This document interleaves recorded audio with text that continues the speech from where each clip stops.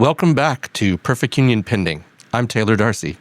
Today we're diving into one of the most consequential House races in America and what it tells us about power, representation, and how democracy works, or doesn't, in swing zones. Joining us is Cait Conley, running for Congress in New York's 17th District. She's a fourth-generation Hudson Valley native, a 16-year U.S. Army veteran, former national security official, including the White House National Security Council and the Cybersecurity and Infrastructure Security Agency, and now a Democratic candidate aiming to flip the seat currently held by Representative Mike Lawler. Why this race matters. New York 17 is one of the few districts that voted for a Democratic presidential ticket while sending a Republican to Congress, making this race emblematic of national tensions over affordability, security, infrastructure, and whether political outsiders can reset broken systems. Cait, thanks for being here. Let's talk about the real leverage points of in this campaign and what your candidacy says about democracy in action. For having me, and very excited to be here and for this conversation. Because, Taylor, to your point, so much of this is about explaining to American voters what their options are, and that there are people out there who are committed to making the American government work for working American families again, and understand their frustration. That's why I'm doing this. I believe that politicians on both sides got us into this mess, and they're not going to get us out of it. But right now, what we are seeing with this administration, enabled by folks like Mike Lawler, is unacceptable, and in many cases un-American. So how do we fix this and go beyond just undoing the harm, but creating that better future that working American families deserve? And that's so much what, this podcast is about, is not just dealing with with our current crisis, but how do we move forward? How do we take, you can certainly speak more to what a stress test would be, but I've used that analogy as to what the current regime is about is a stress test, right? And in cybersecurity and security in general, they'll actually have, and I'm speaking to the listeners that may not be familiar with this, they'll actually have teams of people that will come in and try to hack systems for the sake of seeing what its weak points are. And the goal then is to make sure that we plug those holes. And I look at the current regime, if it was more intelligent, would have a whole lot more success with what it does, but that it's attempting to stress test our democracy. So what do we do to move forward in order to plug those holes that we obviously didn't see coming? The founding fathers never anticipated that there would be three branches of government where you would have bad actors all at the same time. That was the purpose of checks and balances. They never considered that three branches would be equally complicit in hurting our country. So what are some holes, what are some things that we can do to plug those holes to make sure that we can not only just come back, but avoid authoritarian and fascism going forward? Taylor, it's so important when we talk about the roles and responsibilities of these different offices, right? And what that means for America. And I have to tell you, I grew up in a blue-collar family here in the Hudson Valley, right? When I talk about my family is as working class as it gets, and we've built the Hudson Valley. My grandfather and great-grandfather worked in the brickyards here in Montrose. My mom was born in Peekskill and has worked for the U.S. Postal Service for 48 years. My dad was a construction worker. This feeling of responsibility for your community and service and being there for one another, that is America. That is the magic. And that is what we have to focus on and get back to. And unfortunately, what we have seen is the weaponization of the executive branch that is truly unprecedented for our lifetimes. And you see that in things like executive orders that are targeting political opposition to Donald Trump. You see that with the weaponization of the DOJ going after, again, political opponents of Donald Trump, like Bolton, right? John Bolton or Chris Krebs. These are times that we have not seen really this type of undermining of Americans' constitutional and legal foundation, in which all Americans are created equal and found equal. And so this is really about getting back to and ensure we are protecting the cornerstones of American democracy and what makes America great and special in this world, and having members of elected offices across this government that honor that and that will fight in upholding. And that's why I am doing this, because the current guy representing New York 17, Mike Lawler, could care less about democratic institutions or what is best for America. Mike Lawler's one and only priority is Mike Lawler. So that means he gets to go because this country and this Hudson Valley deserves and needs better right now. And the interesting thing of it is that I was shocked at how easy Republicans in Congress would capitulate to giving up their power for the sake of sequousness to Donald Trump, right? Like it blew me away because to me, having three co-equal branches of government, and especially the purse strings that are attached to Congress, that they would so just, okay, it's fine, we'll give him whatever he wants. And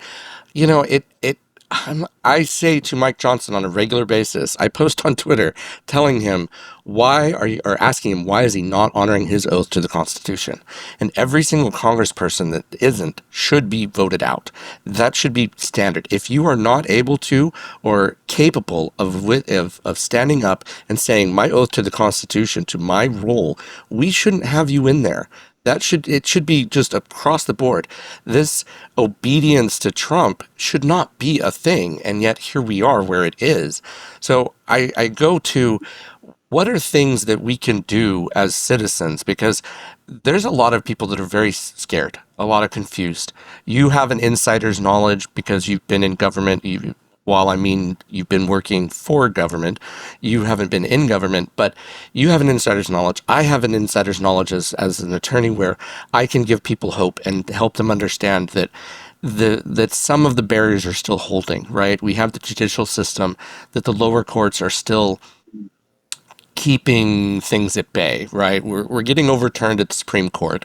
What would you say to people that would help them to have hope in this time? So I will say that, since I was 18, I have sworn an oath to the Constitution, and I've spent my entire adult life fighting for and defending this nation that I love so much.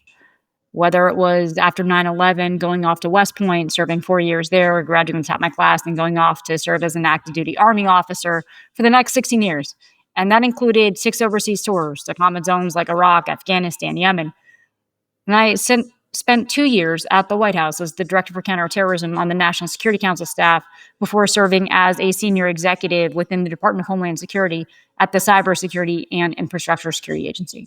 So I will tell you that I have had a front row seat to the incredible competence and commitment of public servants across the federal government, right? And down at the state and local government levels, whether it's the men and women in uniform who proudly defend this nation and stand for all things that are good, whether it is the state and local officials that are out there every day bringing policy to reality for everyday citizens.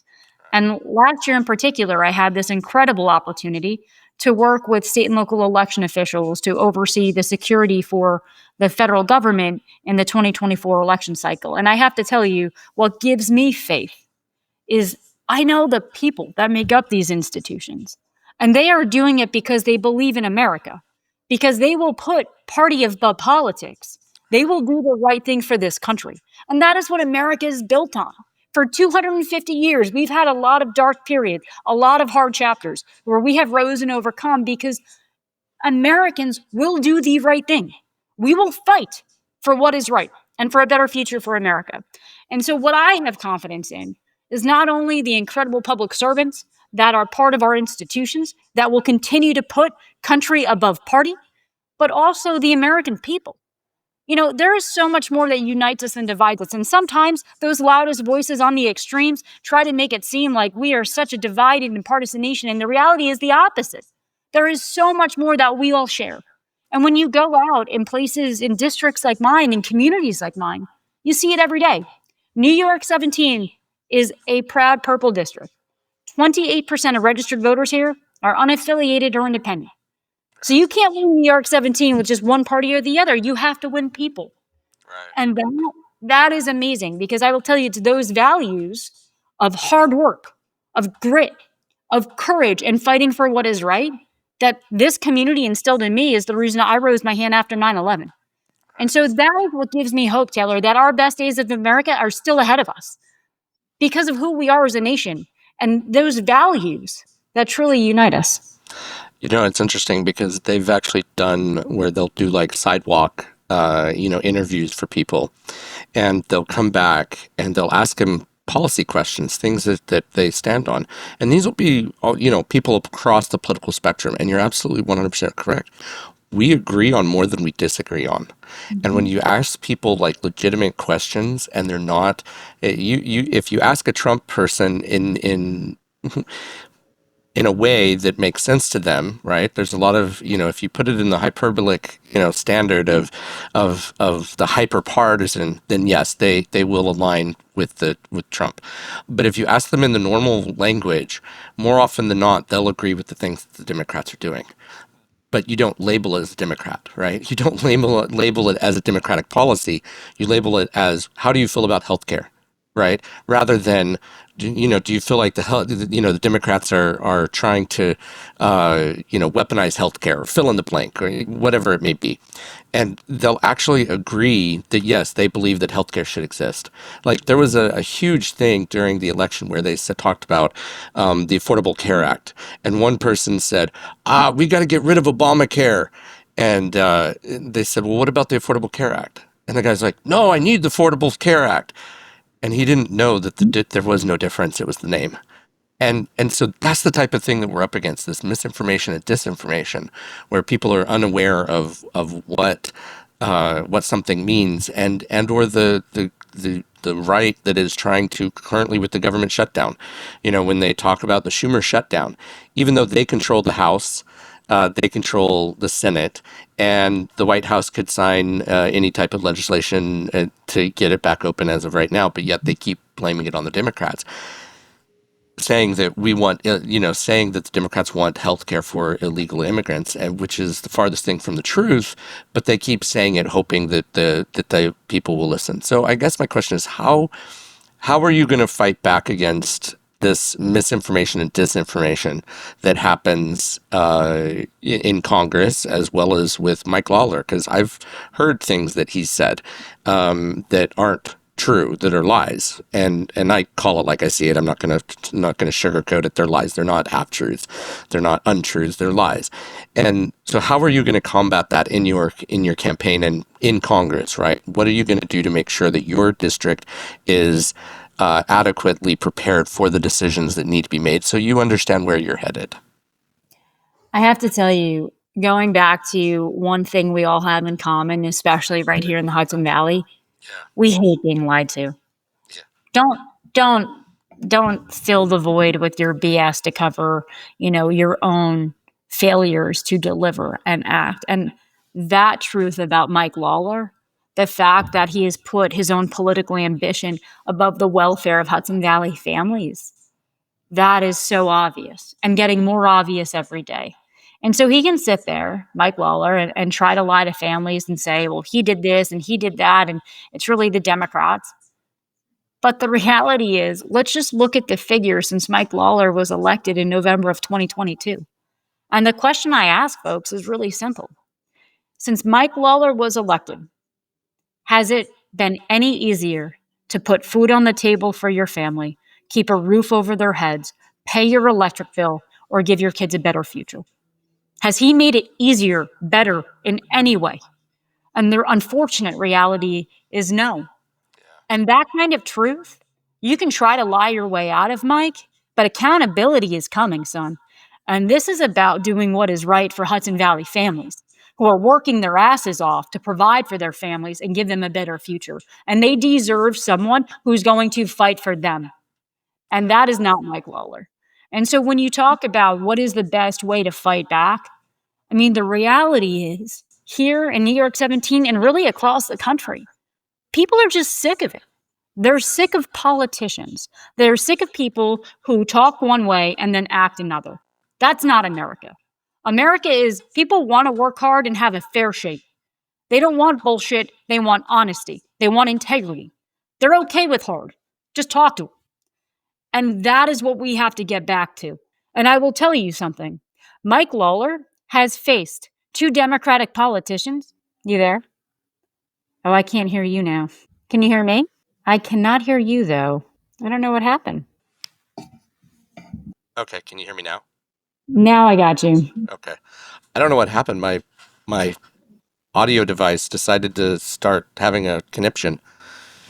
Gotta love it when technology decides to have a. So it muted me to prevent something from happening. So I think we're okay now. No, no worries. No worries at all. Sorry, Do I sound like Veronica. I have an echo to you? Now you do. You didn't a little bit ago. I think you're just like your face is or your mouth is closer to the mic. I think we'll be fine once we do. I'm still recording, so don't. I will edit this out, obviously. Or I was recording. Hold on. Where am I? Yeah, I'm still recording. Okay. Don't worry. I'll edit all that out. Thank goodness for edits, Oh, right? that's it. All Yeah, right. but I am delayed. I'm with you. Can you hear me now? Are you good? Yeah, can you hear me? Yeah, we're good. Okay, how's the echo? We're good. Awesome. Where do you want me to leave off or kick off? Um. I can start with this last part about Mike Lawler Yeah. facing two Democratic politicians. Right. You go with that. We're good. So, Mike Lawler has faced and beaten two seasoned Democratic politicians before, but he has never faced a veteran and committed public servant who has actually fought and delivered for this country like me. And that is going to play a difference here. As Mike Lawler likes to talk about New York 17 as the District of Heroes, where 50% of households here, to quote him, are either veterans, the family of veterans, first responders, or the family of first responders. That feeling of service and responsibility to your community, I get it because I've lived it. Right. And that level of respect, I know will make a difference in families here who are sick of politicians and just want leaders. There, there's a I'm using this as a counter argument. I'm not suggesting I agree with it. There's an argument though to be made. We tried a business person as president, and granted, he's a malignant narcissist. But the you know there's the argument to be made that you're not a politician, and you're stepping into the role inexperienced with that. And so I guess my question is, he has at least some experience. I'm not qualifying that he has good experience. He has experience. What do you say to people that your lack of experience? How do you address that? I would say I have more experience than Mike Lawler when it comes to working with the federal government.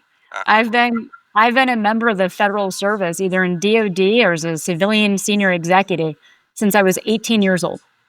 So when you talk about working with Congress, Yeah. I've been doing that since 2021, which is sooner than when Mike Lawler got elected and took office in 2023. And so, in terms of experience, look, I've worked with members of Congress, I've worked with committees, I've written federal legislation, I've overseen national budgets and executed them. I would argue the experience that matters the most is leadership, is judgment, is values. And that Mike Lawler has clearly demonstrated he has none of. The experience that I think makes us the most different and reflects why leaders of character matter. So Mike Lawler and I are about the same age, and we didn't grow up that far apart. We've led very, very different lives. Mike Lawler has spent the last 20 years playing politics and serving as a political operative when I was leading America's sons and daughters in defense of this nation after 9/11. That is the biggest difference. And I think that's it. It's so important because when you have something different to offer, that type of differences are welcomed, right? I mean, there's this, the typical politician response that drives us non-politicians absolutely bonkers, right? Because what we're wanting is we want truth, we want answers, we want real. And when we're getting spun like Lawler likes to do, and especially when he's lying, like demonstrably false lies, not just like half truths, not just fictions that are kind of maybes. When he lies the way that he does, it makes you, the gaslighting is absurd, right? And it's such a frustrating thing to be, because even though he's not someone that I have to worry about affecting for me voting, right? But he does affect the country as a whole. And knowing that people are putting liars into positions of power, is such a frustrating situation to be in as someone who I can't vote against him. I can't vote him out, right? Which is one of the reasons why I was happy to have you come on, was because I wanted to put behind you and say, look, you can do something to help eliminate a liar in Congress, right? Eliminate this sequence to Trump, where we need fighters. We need people that care more about our country than we need about people that are caring about whether Trump is having a good day or a bad day. And that is such an important moment that we're in. And so when I was approached to have you on here, I wanted to have you on because I felt it's funny because the Hegseth, it has misnamed it the Department of War, and there's a reason why we have the Department of Defense, and it's so important that we recognize that our government is more than about war, and war fighters. We need people that are fighting. We need people that are fighting today's war, not yesterday's war. And so Mm-hmm. much of what Hegseth is doing is trying to fight yesterday's wars, right?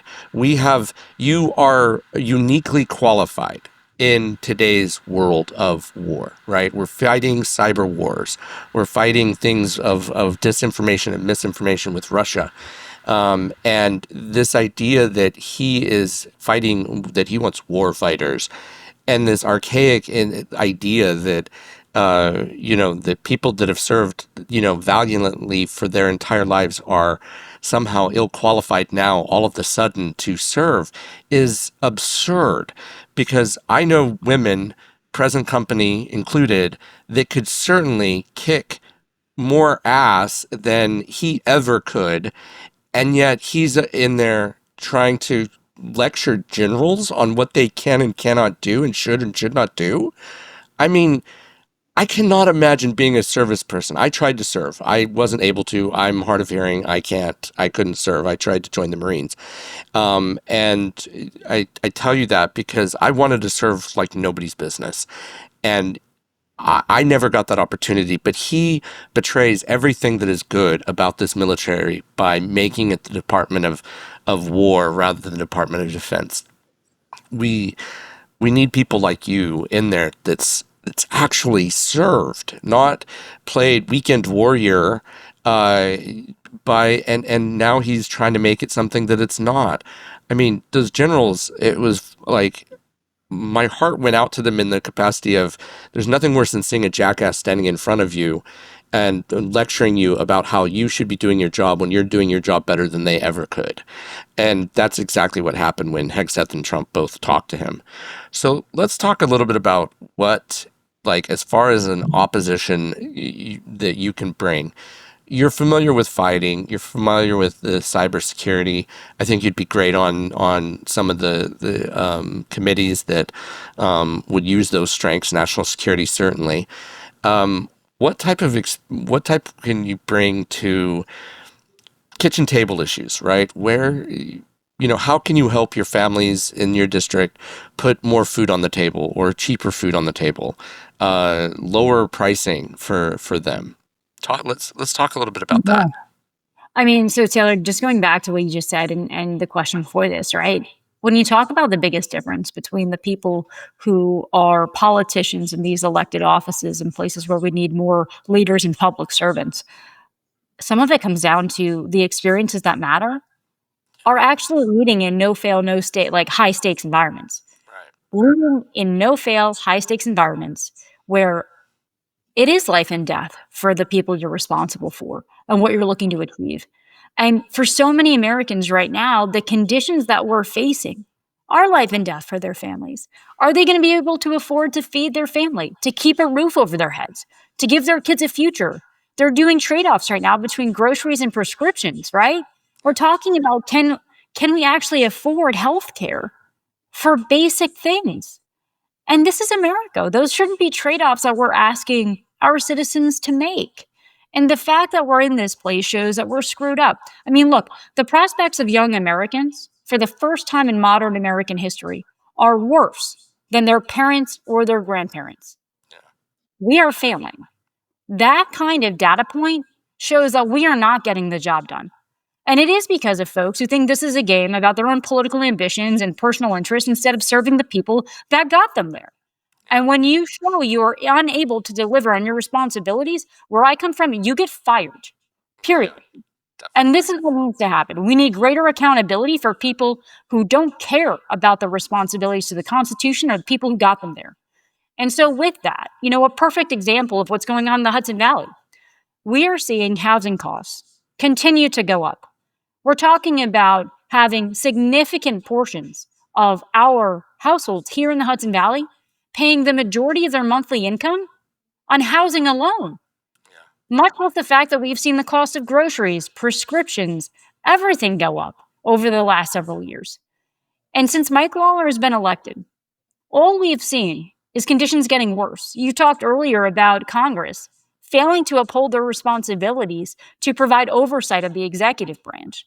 We see that in so many ways, whether it's the fact that they're sitting there and allowing ICE to disappear people off American streets, wearing masks, putting them in unmarked cars with hoods over their heads. Right. I have to tell you, I've been to places in the world where that happens. They're called war zones. It sure as hell is in America, and they're not democracies. So that needs to end. When we talk about the hardship that working families are facing here, just in the Hudson Valley, we're looking at all of our major energy providers seeking double-digit rate increases at a time where we already have over 1 million New Yorkers behind on their electric bills. And as this is happening and we're facing an energy crisis, you see Trump going out there, enabled by people like Mike Lawler, and attacking New York, literally defunding and ripping away energy investment to bring more energy to working New York families. This type of punitive and just cruel conduct is not only not leadership, it's un-American. Yeah. And sorry, I was just lost in thought with listening to you, and the fact that they've put, party over people, it just infuriates us when, especially when we talk about swearing that oath to the Constitution and the kitchen table issues that, that face us with double-digit pricing. I know my family's certainly been impacted with what's been going on as costs have increased over time, and the irony being that the Trump supporters that actually believe tariffs are a good thing, and yet the soybean farmers that have basically been completely trashed because of the tariffs, and China having found a new way to get their soybeans, and so that industry is going to be dried up for them. They're going to have to literally. My grandfather was a farmer. He was in Idaho. He did sugar beets, and so in fact he worked on the white satin sugar beet plant. So if you've ever had white satin sugar, you have. You haven't had sugar that was made from the sugar beets from my grandfather's farm, but you have had sugar that was made from, my grandfather helped work on and build the white satin. And he also, do you like McDonald's? Have you ever had McDonald's? Just I've had curious. it. Okay, I've had it at one point in life. Yes, I okay. have. So, Although I will tell you, campaigning has really messed with my workout regime, schedule, and sure, healthy eating habits. So I'm trying to do better. But sure. yes, So golden arches. my grandfather actually worked on the Simplot plant that makes the French fries for McDonald's. So he was a carpenter. So I have ties to those types of things. And as a son of a farmer or grandson of a farmer, the fact that he would tariff the heck out of our country for the sake of winning political retribution. I have a theory that Donald Trump is doing what he's doing because he was pissed that he lost the 2020 election. And he's just that petty that he would F over the rest of the country for the sake of hurting because he was pissed that he lost. And then I Taylor don't, Darcy, that with him dismantling CISA, yeah, right? I So mean, at a so time many where things. our world is becoming increasingly driven by technology, and technology is becoming an increasing part of every segment of our lives, to include our national security and our critical infrastructure. Right. We have this man and his incompetent, just a symbol of folks in these political appointments going after the federal government services that are supposed to be supporting and lifting up our nation's cybersecurity and critical infrastructure security. They're literally just dismantling these core components. You talked about disinformation. Look, we still have our foreign adversaries that are coming after America with specific disinformation operations to undermine the American people's confidence in our governing institutions and the security of some really core components of who we are, like the security and integrity of our elections. This is a national security threat. This isn't partisan. It's not about politics. This is about country and patriotism. This is the fact that the only people who should determine the outcome of an election are the American people. And you've got Putin and his oligarchs and Russian, cyber actors sitting there trying to interfere with the American democratic process. And so Trump goes in and has his lackeys dismantle the core component across the federal government charged with ensuring the security and protection against these types of disinformation efforts. To your point, because he felt like 2020, did him wrong. The reality is he lost. Get over it, man. Don't be a sore loser. You lost. Move on. I wish he wasn't a sore loser, but he's the biggest sorest loser I've ever met. I mean, and it's such a travesty because our country deserves better. How do you feel about the White House? How do you feel about him? What he did with that? What he started with the White House on Sunday, Monday, whatever day that is. This goes back to we are entering a period of time where Americans, working families, are struggling with affordability, where people are making trade-offs between buying groceries and paying for their prescriptions. And this guy has the audacity, right, of misusing hardworking American taxpayer dollars in a way that is just disgraceful. But this goes back to, this isn't just Trump. This is about the people who are enabling him. People like Mike Lawler, who have a responsibility in a constitutional directive to provide oversight of the executive branch and executive actions. And he continues to fail to do his job. Yeah. And, as I said earlier, if you aren't willing to uphold your oath to the Constitution, what are you doing there? Why? I mean, the only thing I can surmise by that is that you're there for the power and the money.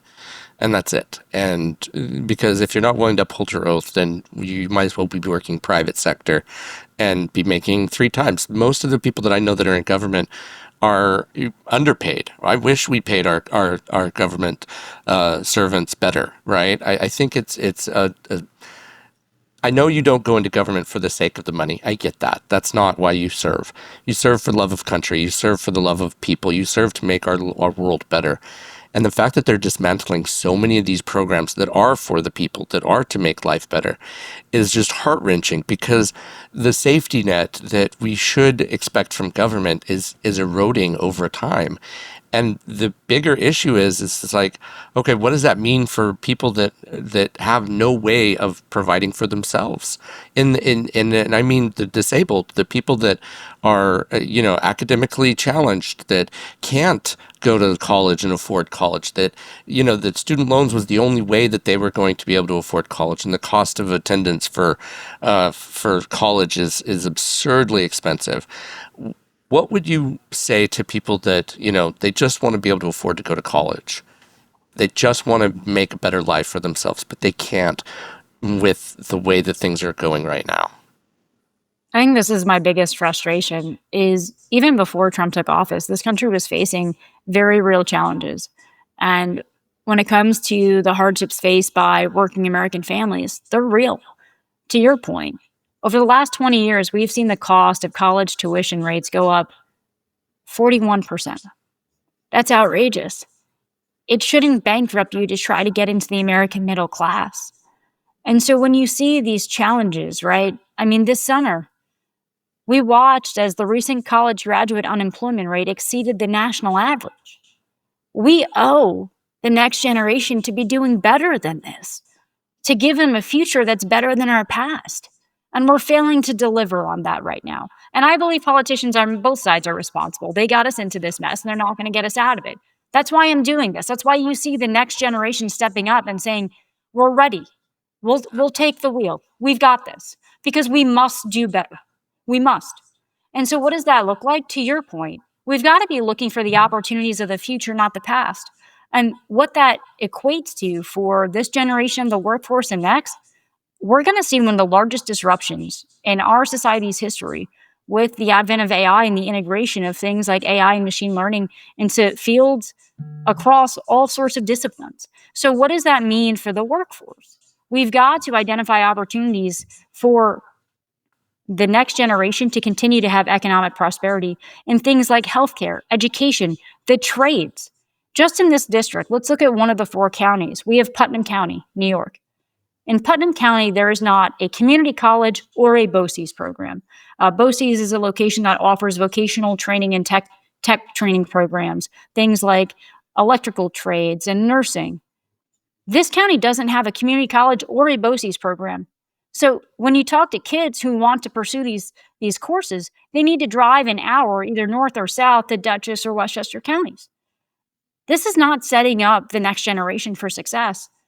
And as we look at these programs, as much as we've tried to grow and expand the class size, we still have kids on the wait list.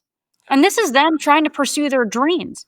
And the reality is for American society and the economy that we're about to see unfold, the trades are going to be a path to economic security and prosperity in a way we should and must be encouraging kids to pursue.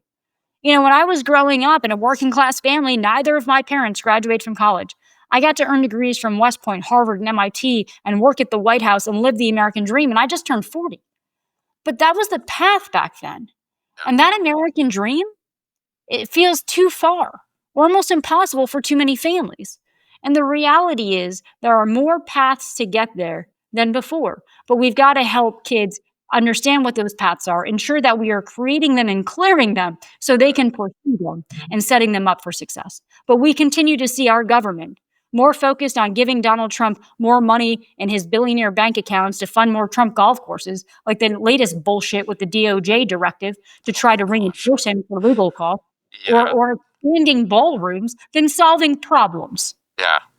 Well, he just started demolition on the ballroom or on the East Wing yesterday or day before or whatever, and oh, that just makes your heart hurt. I mean, it really does. The People's House, of course, he's not doing anything by the book or by any type of legal measures. He just literally just started, and without any of the proper permits that we're aware of, and that's just typical Trump. And back to what I wanted to talk about, the higher education. I'm a big fan of believing in people that college isn't for everyone. I think it's important that we come back to vocational things is a realistic and should be commensurate with the middle class as well, right? Like for so many years, higher education meant, oh, you got to go to college, you got to go to college. And while, I think that that's a valid path for many people out of poverty, I don't think it's the only path for people out of poverty. I think you've got to balance the needs of society with the wants of the people. Not everybody should be a lawyer. Not everybody should be a doctor. Not everybody should be a fill in the blank, right? We need people of diverse backgrounds to be able to fulfill the needs of not just themselves, but society, right? We need the plumbers, we need the electricians, we need the people that are the entrepreneurs, the people that don't necessarily want to go to college but need that education, need the information in order to do that. And I think we have a better society with the more diversity that we have, because at the end of the day, your unique experiences are different than mine, and that makes us a better world, not a worse world. And this anti-DEI part where, everyone's judged because if you're not a white male, that you're somehow inferior is beyond absurd. And I have no issue with speaking on that, because this idea that I have the same that I'm better simply because I'm a man or simply because I'm white has nothing to do with reality. Don't put me in a national security role. I mean, I would be no better than, I would be better than Hegseth only because I would admit that I don't know what I'm doing. That's different. But I would not be better than you in that position, right? Like, that's just a fact, because I don't have your experience. I don't have your knowledge. I don't have your education. And this idea that we shouldn't embrace diversity is beyond a thing. So talk to me a little bit about, and I think we're almost ready to go here, but I wanted to just kind of sum up with, talk to me a little bit about your opinion of diversity, equity, and inclusion, and how you feel like it should be worked with in context so that we have it out there for the masses to hear. I think the military is a great example of this. And what military leaders for really decades have been pursuing, uh, and that is to fulfill the responsibility to provide America with the most effective and capable lethal fighting force in the world. And when you want that, when you know society deserves that, that means that you shouldn't just be recruiting from a segment of the population. You should be recruiting from the entire population because you want the best of the best. And so that's what it comes down to is who is your best athlete to do the job and meet those requirements. That is what America deserves. And what I have seen is people out of insecurity and fear and their own inadequacies lash out at others. And that's what we've seen out of Hegseth. The man couldn't hack it himself, which is why he didn't do it full time. And what you see is him looking backwards, in his address to those military leaders who I have complete confidence in. He was sitting there talking about the 1990s and some glory days when we won a war against Iraq, which was like a third-rate military force. No kidding, we won. We should have won. But that's not the future, man. It's 2025. We should not be. Welcome to the real world. Right. We should be talking about future conflicts and what makes it the best, not the past. But this goes back to Donald Trump has enabled leaders that are inept, incompetent, and the most important quality is loyalty to him. And Mike Lawler is the example of that. Mike Lawler has continued to put his own political ambitions first and failed to deliver for the families in the Hudson Valley. That ends next year. Yeah. And it's so important, country over party, and that's something I've maintained quite frequently. Cait, thank you so much for coming on. I sincerely appreciate your time, and I appreciate your willingness to join me. I wish you the best, and I truly hope that I can see your name on the check mark on for the Congress next year when all the votes are counted in. And I think the people are ready for the change that we deserve, and I'd like to have you be that change. I think you'd definitely be more capable than Mike Lawler by any standard. Low bar. Yeah. And that's what's so sad. I don't understand it. It blows me away how little these people bring to the table, and yet Americans were willing to accept it. It doesn't make sense. There's not a world in which case that you aren't 100 times better than him. It just isn't. And yet the saddest part of this is there's a possibility that you could lose. And I do not understand that even in even at the basest level, you are superior in every way possible to that man. And yet, simply because he's a man and he's a Republican, he could win again. And that we're gonna work our asses off to make sure that voters know what their options are. And I have tremendous faith that families here are going to choose someone who's going to fight for them, and not someone who just talks about it, but has shown it. And that's where, look, my lifetime of service, my 16 years wearing the uniform as an active duty Army officer with numerous combat tours. When I went out there and fought for this country, I fought for everyone. I didn't care how you registered to vote. The only thing I cared about was you were American. And so that spirit of putting country first, of putting families first, and meaning what you say, I do believe that is what transcends parties and what people crave. They want leadership. So I'm going to work my ass off to make sure they get it. Well, thank you again for your time, and hopefully I'll see your name on that board on the win side. All right, sounds great. All right, take care. You too. Cait Conley's campaign brings a sharp reminder: flipping seats matters, but shifting the terms of debate and reforming the infrastructure of governance matter even more. If the electorate is a machine, she says, we need to fix the gears and wiring, not just change the nameplate. If you're living in the Hudson Valley and wondering how your vote connects to global supply chains, election security, and your kids' commute, this race is your window into what Congress can still become. Thank you, Cait, for stepping into the ring, and to our viewers, stay informed, ask tough questions, and holding power to account. That's the maintenance of democracy. Let's keep doing it.